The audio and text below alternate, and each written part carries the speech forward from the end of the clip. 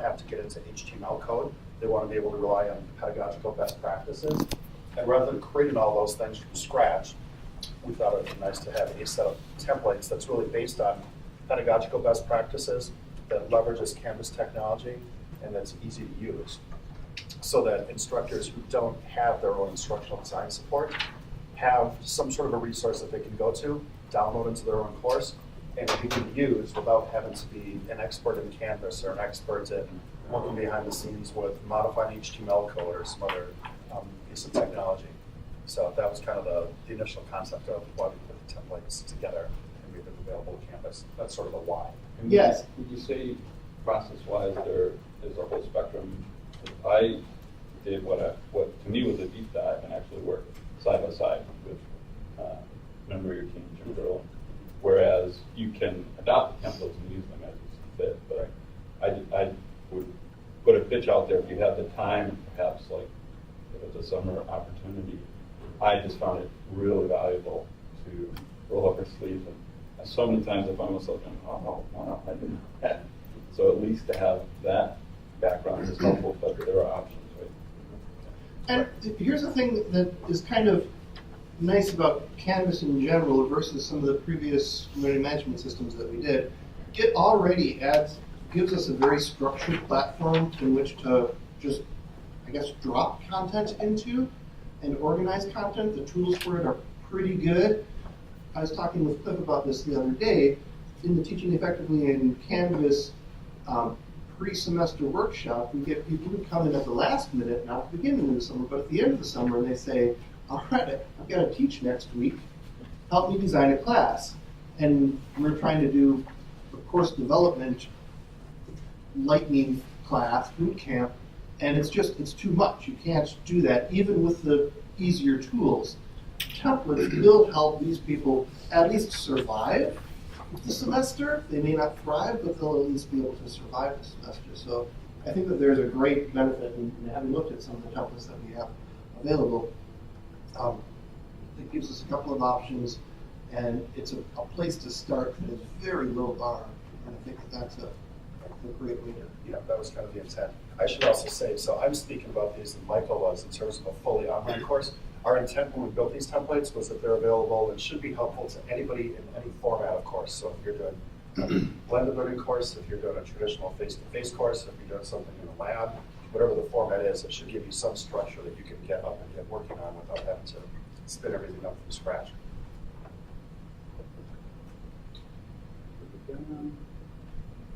All right, so on our activity sheet, you can see that there is a KB doc, and on that KB doc, there's a link to. And that's a link to the actual course that has it built, that you can build. You can eventually import. You wouldn't be able to touch or edit this course, but you're just kind of poking around with this guy. This is right. This is actually after John does his multi-factor authentication, which I secure. What this is going to lead you to, and for those of you who aren't doing multi-factor, don't worry about it. Like This is what it's going to look like. Right. But anyways, what this will lead to is the Canvas templates, just what they look like. It's not a space that you would start developing or that you would edit. This is just, here they are out of the box. Right, and it's a student view, correct? So they can see it from the student's perspective. Right. I have to confirm that. So it's hard to see. John's got some administrative powers, so Right. he might. What you're seeing there may not be What that's- Oh, yeah, that looks like the instructor perspective, but I think when you go in, it's the student perspective, isn't it, Kevin? Yeah, yeah. Can't edit these. I Yeah. tried to. Yeah, because if you edit them, then they would edit them for everybody. I wasn't gonna edit. But it is an easy thing to export, and then, or you don't even have to export it, right? just got it down on the KB doc. Okay. So and I don't want to take much time to drive you around these because unless people want to know more about them. But really the way that we set them up is the very top two pieces of the using the templates module is just a little bit of directions on how to use them. And then homepages just provides you 3 different versions of how you could organize your homepage. So if you just wanted to deal with putting some bullets on a homepage, this is just basically going to give you a spot where you can drop a picture in. Your class is not in Latin. This is just Latin placeholder text that you would wipe out, type over the top of, you don't have to touch any code with it, and begin to drop links into your modules. Simple as that. And again, you don't have to be in an HTML editor or anything along those lines. So in like a lot of the editing functions in Canvas, Right. you can label them as you want. So it can be unit 1, it can be week 3, it can be, however, versus the module language. Sometimes there's benefits to the consistency, but I just found with units and weeks, it seemed to flow. Right, whatever works for you in your course. Or, This may be a completely stupid question, but click on the homepage week 2, for example. okay, If you have, so you've got all those modules there, if you have a module that is not available to students yet, is it just not physically there at all? Is that how the templates work? so you would need to come into these and put in the text that you want to have, Right, right? If you want to change the module title, you would change it. And if it was a link that you didn't want to have active to the students yet, you could just remove the link from it. okay, but it would still show there, so they would know what the different ones will be. Eventually, there's just no content for them to see that. Which is good because it gives them a roadmap, right? Right, okay, that's what I was kind of. If you wanted to, though, she could go to the HTML, right? And delete the, what she Yeah, if you wanted to wants. get into the code behind the scenes, you could actually remove part of what's in the table stuff. What I recommend to our faculty is we put on there right on the front when that opens. So Yeah. module 3 was opens blank, so that way they alert them that that's not open. Okay, Um, and you could add more, I assume, if you have more than 8. Yeah, right. Weeks on it, you didn't have any. Yes. Flexibility was one of the tenets that we subscribed to when we were kind of doing our needs assessments.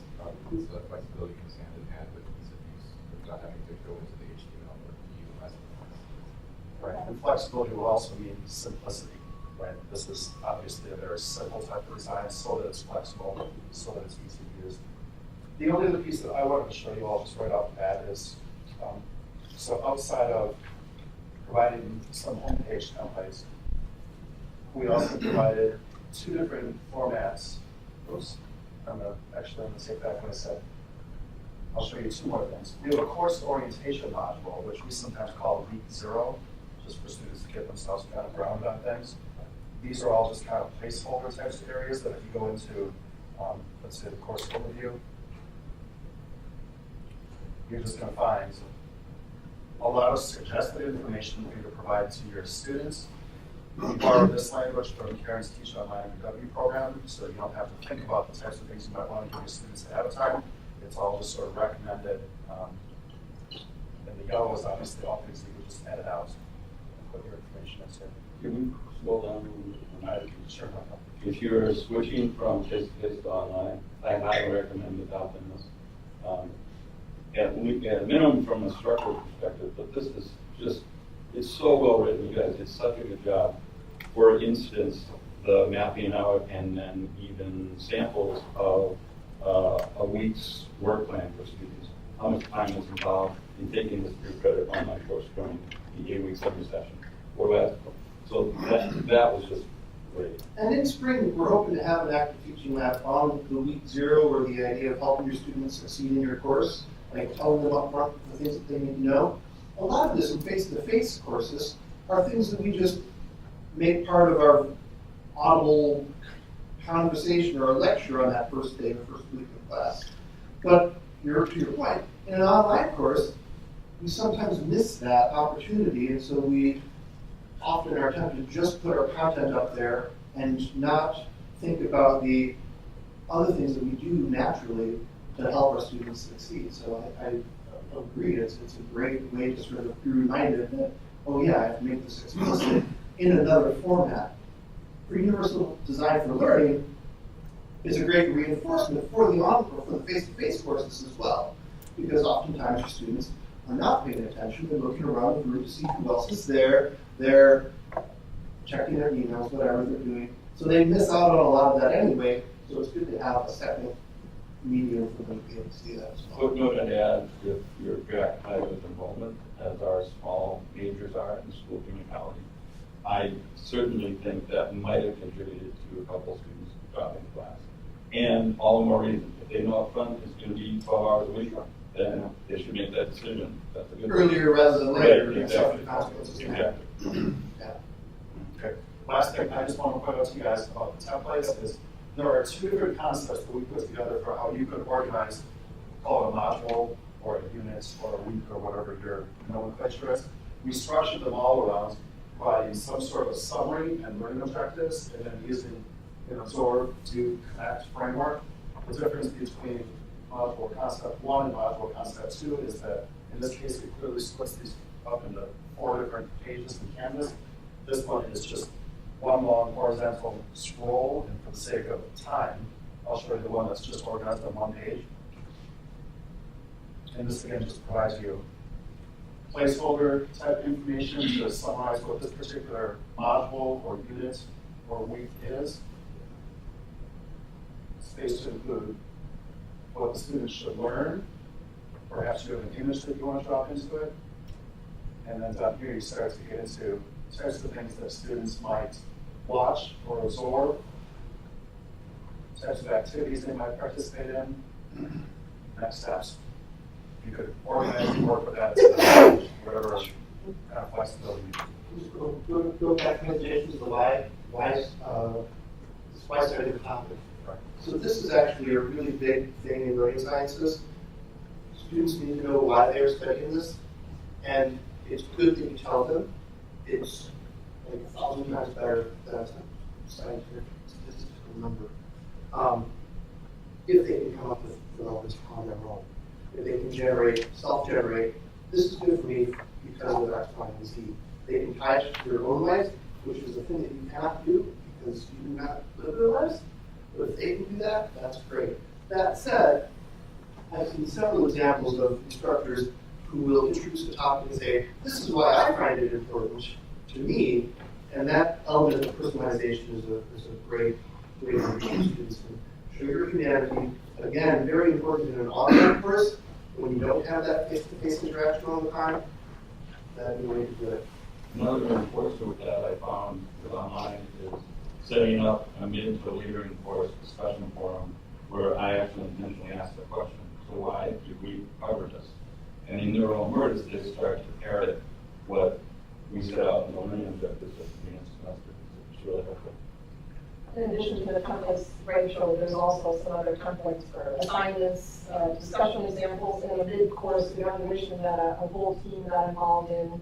Another team at instructional design where we came up with really good questions for a midterm survey. So there's other templates in there for you to look at as well, including how to organize a discussion and things. So feel free to try this. They're all in that same. They're all in the same, like what I was showing you, think of as like a template box. What Karen's referring to is, I was showing you kind of a table of contents. There's some other sort of toys in the box that you could. Okay, they're all in that same. Filter on the page. Right. So, and I want to revisit this, but I know the night has to be very soon, so I want to get to, but let's revisit the idea of this never a library or a place where we can sort of see all of these one-stop shopping. So quickly, this was my first packet, Canvas templates, and as I mentioned, we had what we thought was a very successful face-to-face campus-based course a year ago, fall semester 2017. Charge was to deliver that online in the 8-week summer session, 100% online.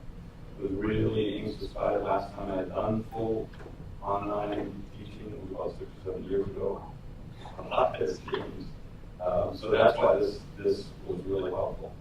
And what I really liked about the templates was it wasn't, it didn't come across as someone else's work. I got to own it and customize it and make it work for me.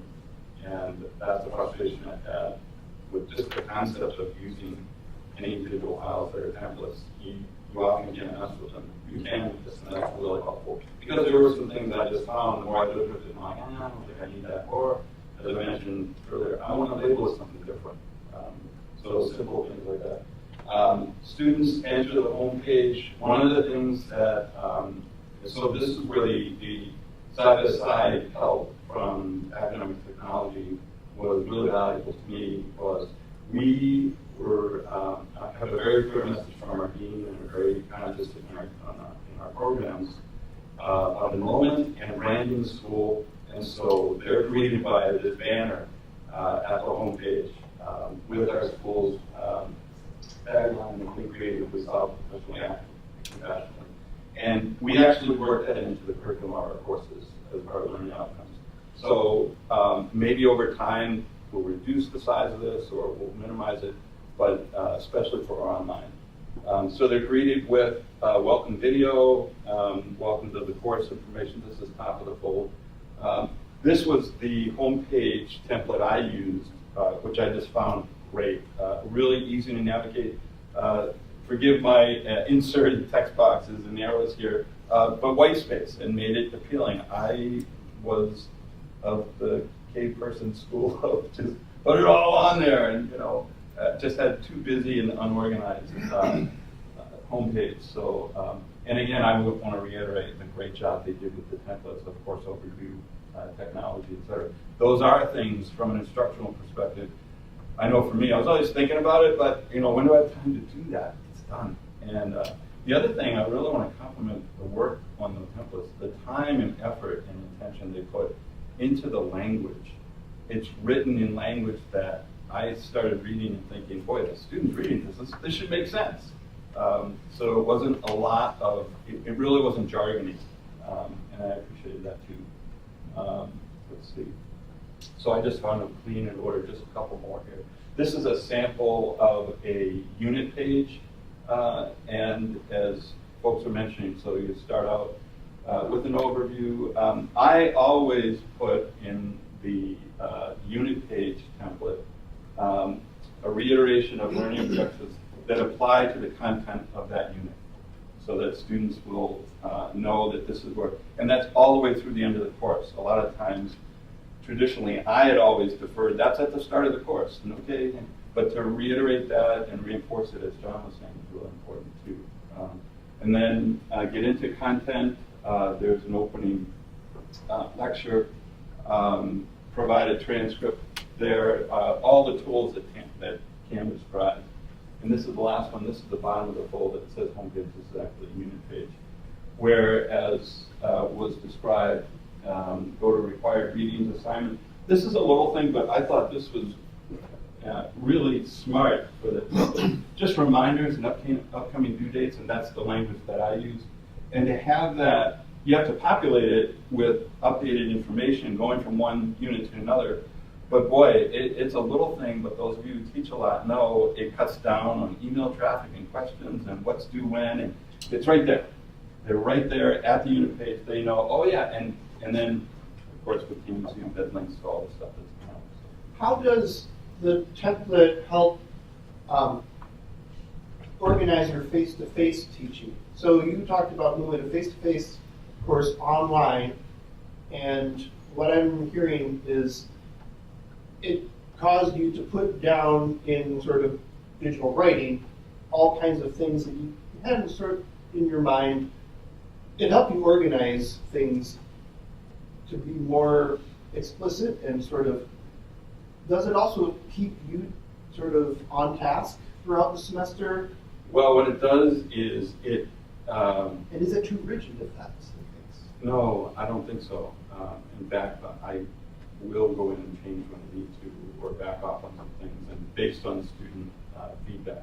But I found that doing this online with the templates informed how I track a whole semester, and that really helps my students. Because if they know that I know, they're reassured and can either come to me with more questions or clarifications.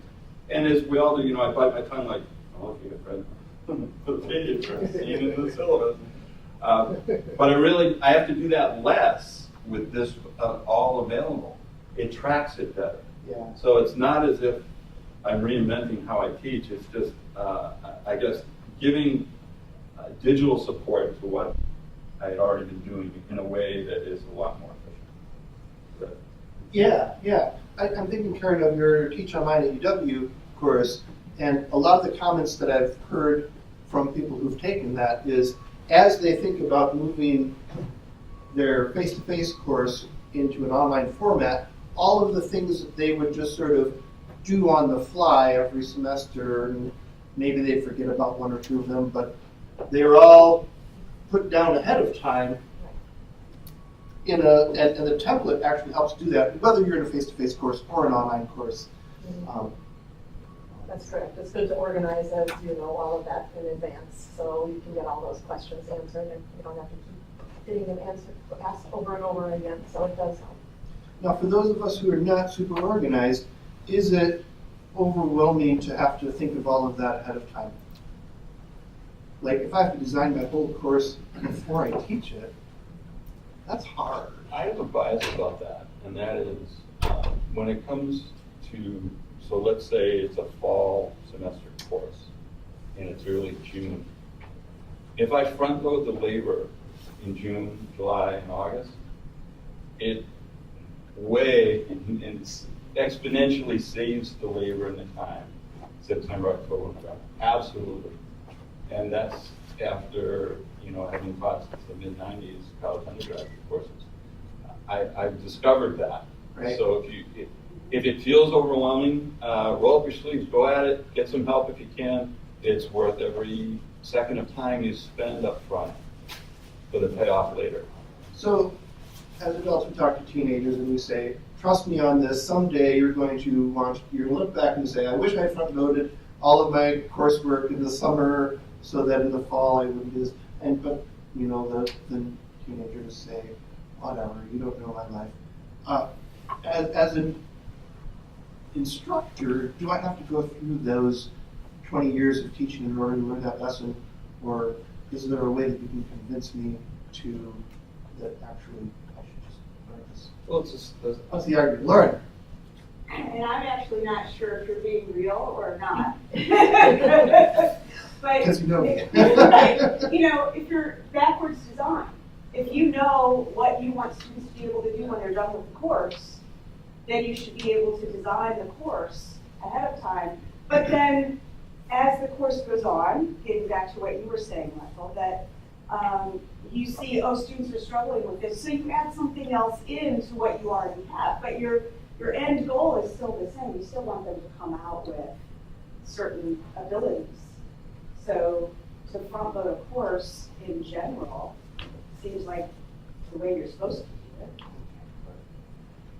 Yeah, so I can't bite my tongue on it. We've supported, dozens and dozens of faculty in online courses over the years. And, what Michael's describing is the way that you get to a quality course. And I know it's a heavy investment of time up front, but designing your course and teaching your course at the same time has a reduction on the experience for the students that's noticeable. And for the instructor, because it's really And difficult for to the teach students. online. Building your course, you don't want to be working at midnight trying to launch the module for the next Right. day. another great thing is now I have this.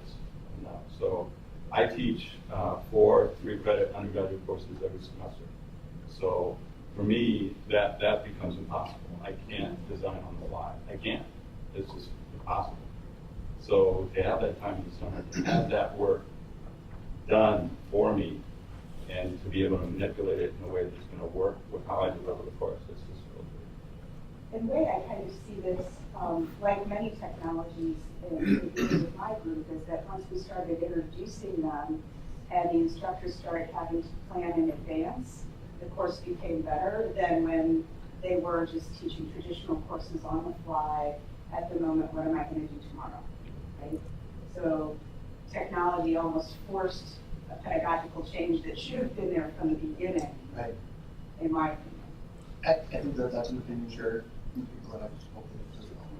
But it's a bitter pill, right? Right. Oh, I've got to do this work up front in the summer when I should be hanging out with my kids or whatever. I'm not sure this fits into it, so I guess that's a great picture, helpful for organizing. But when I was thinking of templates, I was thinking of like fancy flashy stuff that just is a little more interesting than like text in tables, Mm-hmm. which is not a slight on text on tables. I love text in tables. These tables are like my favorite thing. But I was wondering, and maybe this wouldn't be a template thing, but how tricky is it to do something like, I know every semester I'm going to have something called Module 1 or whatever the title is. to make a button, you just have to like make an asset, and then that now is part of your template that you use every year, just link it to something different, or I guess that's just a purely technical question, like how tricky is it to go from sort of basic templates to something that's a little snazzier and fancier? Just to- Yeah, let's shift about what's happening, I guess, next. So starting simple is, I think we can all agree, a really good idea, right? Rather than starting with something overwhelming, complicated, and prone to breaking and that sort of thing. Having developed a simple thing, are there other alternatives? Maybe one for the lab courses? You said that there's a different. Yeah, because it's going to be pretty similar, but it would be nice to have ways for students to start. Because modules, I kind of hate, because they're great, I think if you're doing an online course where you want someone to like step through something, but that's not really useful for something where people need to kind of jump around and access things. So what I've been doing this semester is just on the main page, I have, this is the lab this week, here are links to all the files you need for this week, and then as I go through, I move that to like a previous labs tab. And so having a previous labs tab that just exists at, and I can make that myself. So are there variations on the roadmap on campus here, or are there other areas that are developing templates that can be shared in a single repository for Design templates? tools, are you guys looking at those, that little gadget that comes in? Canvas design tools, that is a 4-pay system that I know Stanford uses, but it's like tens of thousands of Oh, I dollars, I didn't know believe. that. It's associated with Canvas. University of Minnesota uses it, and I teach for them, that's where I saw it.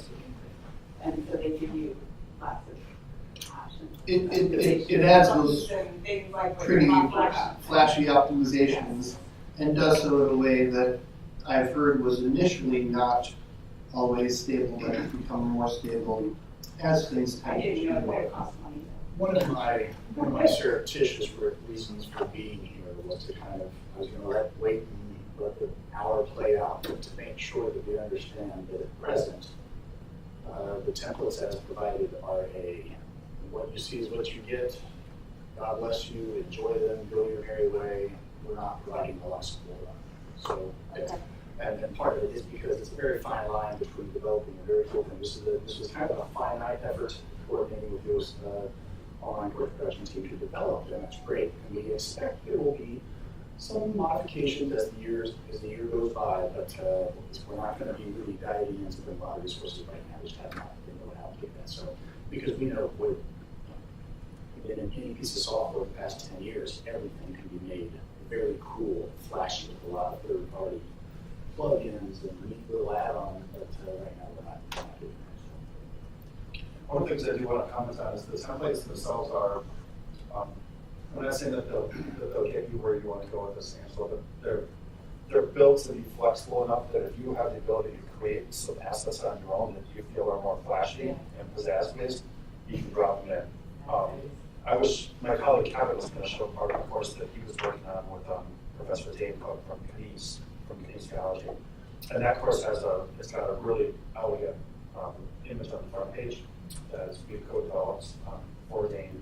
And as you go through the module pages, everyone has sort of like a wayfinding a set of graphical icons that are just dropped into the templates. Which is my other problem with modules, there's no way of finding it. Right. So in that course, what they're built into is each page has a very similar set of icons. So like in the text example I showed, you've got sort of what might you view, what might you read, what might your assignment be. In that course, there was an icon that represented each of those different types of things, and it was just dropped in next to the text for every one of those. So if you had those sitting in a folder on your computer, you could just drop them in on these templates. Right. So in the import-export, this is a question I don't really answer to. In the importing and exporting of courses, as a sub-account admin, I can export or import from just about any course on campus, if I know the name of it. Is that true for other instructors? Didn't they look up Dane's course and import it into there? No, you would have to be in this, And get rolled. enrolled in. Okay, it's one that they have to have. All right, so if we wanted to find, if we heard of an instructor who had a cool course, and we talked to that instructor and said, hey, can you add me as a something, or can you export your course and can I learn from your course? Can I use pieces of it? Are we set up to do sharing of courses and those cool wayfinding things that would help? Well, you know, actually, worst case scenario, you export it in that IMSCC file, put it up on Box, Right. which, you know, put it in some share stats that people can find around, so that's not a very elegant process to do it. But everybody on campus can do that. James has an idea. Hopefully, when Canvas Commons gets turned on, that makes all kinds of sharing much easier. All right, yeah, so are you all aware of Canvas Commons? Canvas Commons is a place developed by Canvas explicitly for the sharing of content. So somebody can create an English 101 course and say, here's an English 101 course that I created for University of whatever, Kansas, and I'm making it available for anyone else. And I've got exercises there, and quizzes there, and all kinds of things there. And you can ostensibly go in there and say, ooh, my teacher 101 course, I'm going to get some ideas from that, so I will download that English 101 course, add it to my little sandbox here, and then take components of it and incorporate them into my course. My understanding is that this has been okayed to be turned on at UW Madison. I've heard an affirmative, I'm not sure. Yeah, it is now, it's going to the cybersecurity, legal review, All right. stuff. So So the hopefully, bureaucracy has taken it over. the blessing it'll work through the system, and then we'll be able to have some resources. And I know that there were some concerns early on about intellectual property, that some departments didn't want their instructors just sharing departmental IP to the wild. And I guess that's probably part of what the university lawyers and systems is going through at this point. So maybe stay tuned and do a Google for Canvas Commons with everybody. And then don't share any courses without permission from others. Especially if it has student data, so it has to be strict from all students. And my understanding is all of the student data is automatically stripped when that export. Or you copy it, yeah, there's no. Yeah. And then not unless you. Unless you hard code it into the HTML now or the. But That's a good point. It creates a page that says, as student Bob was saying last week, Right. here's what we'd like to do. And just. Lauren, are you asking a question? Yeah, do I have permission to share the UW Madison templates with other UW outside of Madison instructors? So right now, it's only, since you can only have the UW Madison person to log in to those templates. Well, once you download the IMSCC file, you can, I mean, technology-wise, you can send it to whomever. I'll leave it to others to answer the spirit. Any questions, sirs? So I don't know the answer to that question. I mean, we developed them with university resources, but we've never, I guess part of the reason I don't know the answer to that is these are not like they're not part of a formal, like if we were releasing a tool within Canvas, like Kaltura or one of the UW software pieces, it goes through a process being approved by the UW Executive Committee. These are informal resource that's out there at a grassroots level. Okay. So they've never gone through some sort of a, yes, they can or can't be shared. My sense is we didn't develop anything that is proprietary or that has some magic secret sauce behind it. So, What's on that KB page? Did somebody mention KB? That was- Yeah, the one you showed up there was. Yeah, there was a KB page in the activity sheet there listed, and I'll break it up right here. Is something linked in a way that There's people would have, is that a way to share it? Well, it's the way we changed that some, but it was my Yeah, call. I mean, you don't can change download the it again, but IMCC file. right it's there. not open to anyone, you have to be a UW Madison To person get to log in. doc. To get into the. In the doc. end, my sense on this is, like, so Karen runs the Teach Online UW program.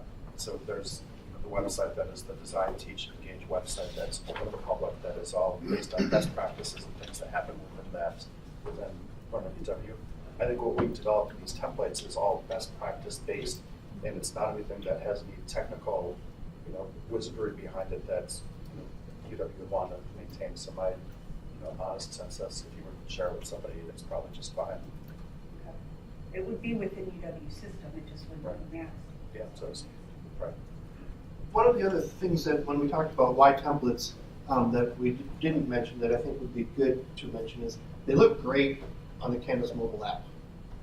And with your students, most of them have these, and many of them are using them to access your course on the way walking to your course. What are the things that I need to do? Or what should I have done for today that I still have 3 minutes to do? Any last minute fires or emergencies? So that is a thing that if you develop your own Canvas course, it may or may not look fantastic. But with the template, it does. And I don't know if you guys explicitly tested them or if it was just a happy magic thing that. No, it was also one of the tenets, like understanding like most students in design how our Canvas courses access and design. Great, well done, because they look great.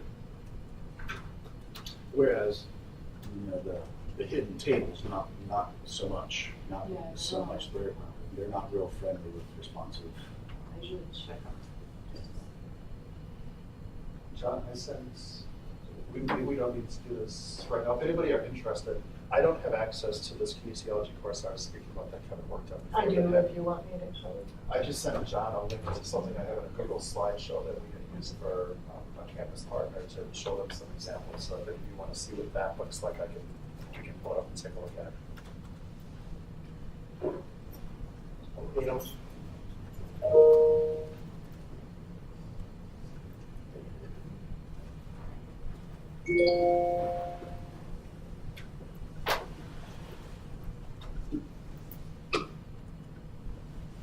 I'm going to talk.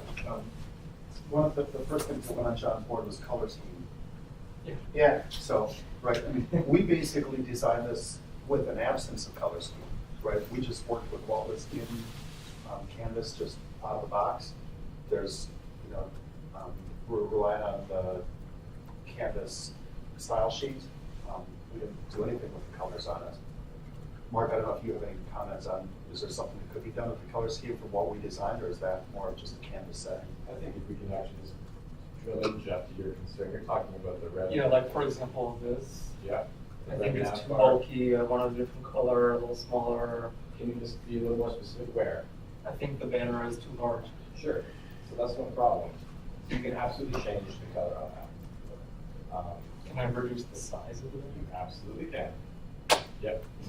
So my concern is that you were referring to the red on the left. Oh no, I've given up on that. Yeah. And that's probably best. That's one of the more institutional colors. But within that template, regarding accessibility, you can absolutely go ahead and change that. Well, and this touches on yet another idea of student-centered design. The students, remember, it's not just your course that they have, and this is one of the problems that we heard from students in the past with Moodle and D2L, and some of them had to do WordPress courses and other courses. They had to learn for every different course. Do I go here for assignments or do I go here for assignments? Where's the calendar on this page? And there's something maybe beaten into us via Facebook and Twitter or whatever, but we no longer remember. How many of you remember MySpace? It existed, and you could customize it and add your own GIFs, and you open up your friend, and a song started playing that they chose that indicated their personality, and they were terrible because they all looked different, and they took forever to load, and it was like a terribly inefficient, very personalized. It let bad designers be terrible designers, and Canvas doesn't let you be a terrible designer. It doesn't let you be a great designer, but it lets you be an okay designer, And if everybody designs the same way, as boring as that is, at least it's consistent and it's easy to eventually figure out and navigate. So for the students, it's not a bad thing. All right, So just really quickly, I'll show, this is just a screen capture. This is actually Google Slides, but what Kevin had done is taken some screen captures of the Canvas interface that have been built using the templates. So we get the big kind of banner at the top. That was something that Kevin had developed for Dane Cook based on some feedback from Dane. And that is sort of a ever-present type of graphical theme that happens through the course. That is on the homepage. That's on the homepage. It's the banner at the top of the homepage. Right. then you can resize. Right, you can resize or put whatever you'd like into it. Once we get into the course, the actual Canvas pages themselves, let me see if I can find an example of this that I want to get to. We had this, this is all the template, right? Basic overview, learning objectives, required readings. But we worked with Dane to identify a set of icons that were the same on every individual page. They wanted just a little bit more visual kind of guidance with it. So the students, always saw when they see this mountaintop peak, it's learning objectives, required readings. We have a set of those and they're just repeated on every page. And that's nothing more than just having a graphic that we created a drop-in graphic in. So you can do whatever you want within these pages. Are those graphics available on templates somewhere? Nope. Those are graphics we developed within Dane's course, and they probably sit in our development files that we put together for Dane. But I would say if these are graphics that you like, that you want to do something with, drop me an email and I can connect you with Kevin or Dane, and you can probably say, yeah, if you want to use them, that's probably just fine. But we don't have any type of a graphic repository where all this stuff goes for use in campus. Are there a lot of like 4D icons? Yeah. What's for those with red? There's a copper color. So, and actually, getting back to the point of uniformity and consistency throughout things, it might be kind of neat to have things like that available.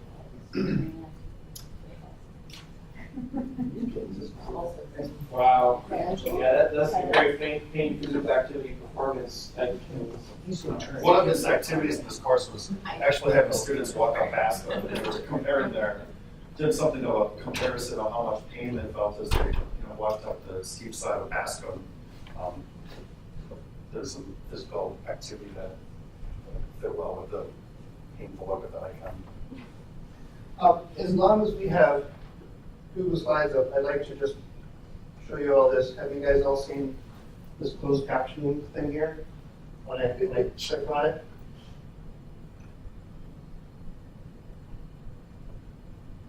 Now as I talk about the slide, it automatically transcribes and captions the things that I'm talking about. And it does a pretty good job of it as long as I'm not using crazy scientific terms and specialized jargon.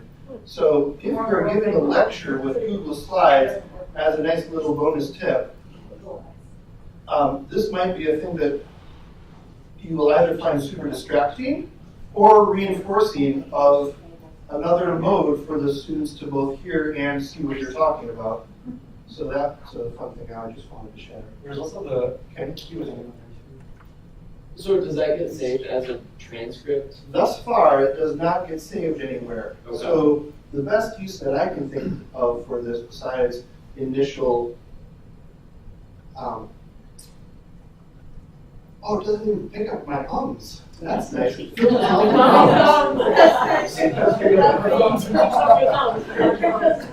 that's interesting. They did a good job for that. It would be really cool in a Kaltura screen capture as a way to sort of add that visual element. The best way for closed captioning to get a script is to actually go to YouTube, and from YouTube you can download an automatic transcription. But this one does not yet have that. That's just a little side bonus to the Active Teaching Lab. Since we had this, I'll turn it off now for the slide. And we would also talk about the Google Q&A. Yeah, I want that. And you all know about this, right? It gives you a thing at the top of this page. How did I put it?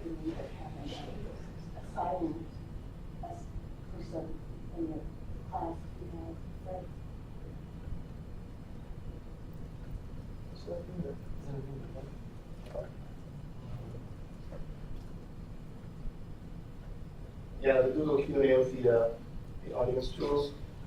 Oh, because it's not mine, I can't do this. If we're signed in as great, we could do it.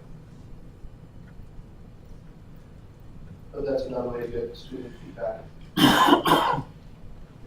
Any other thoughts about templates? Things you'd like to see? I don't know if we can find, I mean, we don't have a repository of a place where Jeff can design a template and say, here, everybody should check out my template. There is no sharing space yet. Campus Commons may be that, provide that kind of a space. And I'm positive that there are templates available on Campus Commons. But they're not the same as the ones developed at UW-Madison. So again, you have that inconsistency from person to person, which we've always had, and students expect to some point, but consistency can be missed. All right, any other thoughts? Last minute questions, things we didn't get to that you wish that we would? Thanks for the work this evening. Yeah, very good job. All right, if you would then, thank you for coming. And just take a moment to check the boxes in these figure out our evaluation sheets. If there are any labs, topics that you'd like to see next semester, write them down in the comments on the bottom. And yes, oh, you can give us back your name tags when you're done. We're going to try not to use too many of those. Is this, John, is this your effort to be like sustainable or something? This is an effort to be sustainable, and Jennifer spent like half an hour organizing the name tags that we made every time. And this way she doesn't have to organize, we can just take it down. I don't know where that would be. Usually,